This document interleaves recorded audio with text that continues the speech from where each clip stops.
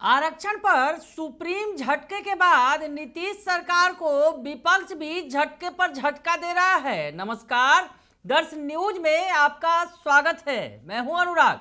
बिहार सरकार को आरक्षण के मसले पर सुप्रीम झटका लगा। दरअसल हाईकोर्ट ने पिछले दिनों फैसला सुनाया था कि 50% आरक्षण की सीमा को बढ़ाकर जो 65% किया गया है, उस पर हाईकोर्ट ने रोक लगा दी थी और इसके खिलाफ बिहार सरकार सुप्रीम कोर्ट में गई थी। लेकिन सुप्रीम कोर्ट ने हाई कोर्ट के फैसले को बरकरार रखा। उसके बाद से लगातार आरक्षण के मसले पर नीतीश सरकार घिर रही है। विपक्ष का साफ साफ कहना है कि सरकार की मंशा ही नहीं थी, नीतीश कुमार की मंशा ही नहीं थी कि वो आरक्षण दे। इस मसले पर आरजेडी आक्रामक तौर पर सरकार पर हमला बोल रही है। आरजेडी के मुख्य प्रवक्ता शक्ति सिंह यादव और मृत्युंजय तिवारी क्या कुछ कह रहे हैं, वो बयान सुनिए आप। महागठबंधन की जब सरकार थी, तेजस्वी जी सरकार में शामिल थे, तो जाति गणना के बाद आरक्षण की सीमा 65% की गई थी बिहार में। पटना उच्च न्यायालय ने आरक्षण की सीमा जो बढ़ी है उस पर रोक लगाई है। उसको उच्चतम न्यायालय ने बरकरार रखा है उस रोक को। नीतीश कुमार जी भारतीय जनता पार्टी के साथ हैं। देश की हुकूमत की सत्ता की चाबी इनके हाथ में, शेड्यूल 9 में डालना था, शेड्यूल 9 में डालने नहीं दिए। तो आरक्षण के साथ खिलवाड़ कौन कर रहा है भाई? वो नीतीश कुमार जी कर रहे हैं, भारतीय जनता पार्टी कर रही है। नीतीश कुमार चाहते तो शेड्यूल 9 में जाता, और शेड्यूल 9 में जब चले जाता तो फिर कानूनी अड़चने नहीं आती। इसलिए गठबंधन तोड़ करके भाजपा के साथ गए थे। नीतीश कुमार आरक्षण विरोधी है। जननायक कर्पूरी ठाकुर जी के आरक्षण के खिलाफ नीतीश कुमार जी ने डबल स्टैंड रखा था, लेख लिखा था। उच्च न्यायालय में और उच्चतम न्यायालय में बिहार की सरकार ने मजबूती से पक्ष नहीं रखा, और यही कारण है कि 65% आरक्षण जो बड़ी मेहनत से बिहार के दबे कुचले लोगों को, जिनकी शैक्षणिक, आर्थिक, सामाजिक स्थितियां खराब थी, उसके आधार पर रिपोर्ट आने के बाद जो बढ़ाया गया था, उनको सपनों को चकनाचूर किया गया है। गरीब के साथ अन्याय किया गया है। भारतीय जनता पार्टी और जनता दल दोनों मिलकर के आरक्षण के साथ जो धोखाधड़ी है बिहार के साथ, तो बिहार जनता माफ करेगी क्या? मुद्दा को लेकर सुप्रीम कोर्ट सरकार गई थी, लेकिन वहां से झटका लग गया। क्या बिहार में ये तो देखिए, जो लोग इसमें बाधक बने हुए थे, जो लोग चाहते थे ये लागू नहीं हो, तो तरह तरह से अड़ंगा लगा रहे थे। और माननीय सर्वोच्च न्यायालय के फैसले पर तो कोई राजनीतिक प्रतिक्रिया नहीं हो सकती है। इस सारे मामले को पार्टी नेतृत्व देखेगी, पार्टी देखेगी।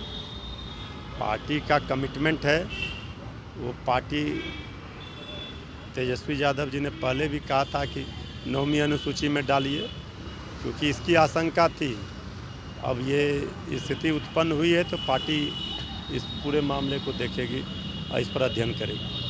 लेकिन जिस तरीके से जो बिहार में जो वैकेंसियां निकली थी आरक्षण के मुद्दे को लेकर भी, यही तो कह रहे हैं कि इसमें जब, इसलिए तो सरकार जिम्मेवार है ना, सरकार दोषी है। सरकार जिम्मेवार है, सरकार दोषी है। सरकार में बैठे लोग की नीयत साफ नहीं है, इसलिए ये नौबत आई है। क्या बिहार सरकार नहीं चाहती है कि जो आरक्षण के मुद्दे पर? हम तो कह रहे हैं कि जब जो लोग पहले से ही इसमें बाधक बने हुए थे, अड़ंगा लगा रहे थे। तो सुन लिया आपने कि क्या कुछ कह रहे हैं मृत्युंजय तिवारी हो या फिर आरजेडी के मुख्य प्रवक्ता शक्ति सिंह यादव हो। वो कह रहे हैं सरकार की मंशा ही नहीं थी। तेजस्वी यादव जब सरकार में थे, उस वक्त बार बार तेजस्वी यादव कह रहे थे नीतीश कुमार को कि इसे 9वीं अनुसूची में डाल दिया जाए। तो वैसे में ये मामला कानूनी तौर पर कोर्ट में नहीं जाता और आरक्षण का लाभ सभी को मिलता। नीतीश सरकार ने खिलवाड़ किया है उन लोगों के साथ जिन्हें आरक्षण का लाभ मिलता, उनका आरक्षण छीन लिया है नीतीश सरकार ने, ये कहती नजर आ रही है आरजेडी। तो दूसरी तरफ एआईएमआईएम इस मामले में नीतीश सरकार को तो घेर ही रही है, विपक्ष को भी नहीं छोड़ रही है। एआईएमआईएम के प्रदेश अध्यक्ष डॉक्टर अख्तरुल ईमान क्या कुछ कह रहे हैं, वो बयान भी सुनिए आप। अब देखिए, मैं तो पूरे तौर पर ये कहूँगा कि बिहार की गरीब जनता के 500 करोड़ नकद और 2500 करोड़ अफसरों के उस काम में लगाने के नतीजे में 3000 करोड़ से ज़्यादा का खर्च हुआ है जातियारित गणना करने पर। तो आखिर इनका लॉ डिपार्टमेंट कैसा है कि कानून की समझ नहीं है। मैं समझता हूँ कि कानून की समझ होगी। एक छलावा के तौर पर पार्लियामेंट्री इलेक्शन सामने में था, लोगों को धोखा देने के तौर पर इस किस्म के रिजर्वेशन का बढ़ोतरी का ऐलान किया गया। अगर वाक़तन सरकार गंभीर भी है, संजीदा भी है और ईमानदार भी है, तो जातीय आधारित गणना में 2 चीज़ें प्रमुखता से सामने में आई थी। वो आई थी कि यहाँ पर एससी की आबादी बढ़ी है और पिछड़ी जाति की आबादी बढ़ी है। उसमें आप देखेंगे कि सब जो जितनी जातियाँ हैं, सबको उनके आबादी के अनुरूप सरकारी नौकरियों में उनकी वाजिब हिस्सेदारी से 2 गुना, 2.5 गुना, 3 गुना ज़्यादा नौकरियाँ मिली हैं। 2 समूह ऐसा था जिनको सरकारी नौकरियों में उसकी वाजिब हिस्सेदारी से कम मिला। एक था शेड्यूल कास्ट का, उनकी वाजिब हिस्सेदारी होती है 4,02,000 और उनको सिर्फ 2,91,000 नौकरी मिली। 1 लाख से अधिक उनकी नौकरी ख़त्म कर दी गई। और मुस्लिम अल्पसंख्यक, उनकी वाजिब हिस्सेदारी नौकरियों में होती है 3,68,000, उनको सिर्फ 1,73,000 ही जगह की नौकरी दी गई। तो ये दोनों समूह जो वंचित रहा, उसके लिए गवर्नमेंट कोई पॉलिसी बना सकती थी। जितने भी शेड्यूल कास्ट के बैकलॉग्स हैं वो पूरे किए जा सकते थे और मुस्लिमों के लिए कोई अलग से पॉलिसी बनाई जानी चाहिए थी, लेकिन ऐसी कोई पॉलिसी नहीं बनाई है। ये सारा छलावा है, लफाजी है, शब्दों का खेल है, आवाम को धोखा देने का अमल है। और ये खुद समीक्षा करनी चाहिए बिहार सरकार को कि उनके उठाए गए कदम को कोर्ट में रोक दिया जाता है। कोर्ट की कोई अदावत नहीं है, आपने नियम संगत काम नहीं किया है, जिसकी वजह से आपको ये खाना पड़ा है और आपने जान समझकर ऐसा किया है, लोगों को धोखा देने, दिग्भ्रमित करने के लिए कि हम आपके हितैषी हैं, हम तो करना चाहते थे, कोर्ट ने करने नहीं दिया। ऐसी बात नहीं है, इनकी नासमझी का नतीजा है। तो सुन लिया आपने कि अख्तरुल ईमान कह रहे हैं कि इसमें खेल किया गया। जिस तरह से सरकार को इस मामले में एक्टिव होना चाहिए था, नीतीश सरकार ने आरक्षण तो दिया लेकिन उनकी मंशा नहीं थी और आज उस आरक्षण के अधिकार से जो खास करके पिछड़ा वर्ग, दलित वर्ग वंचित रह गया।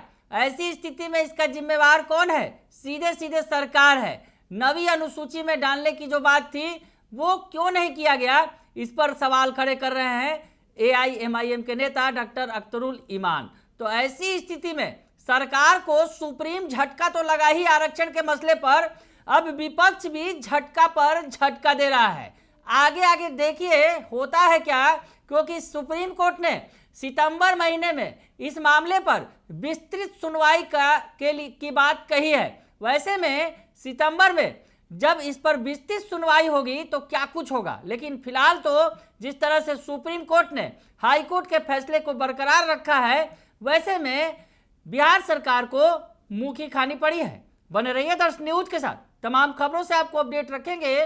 फिलहाल के लिए इतना ही, धन्यवाद।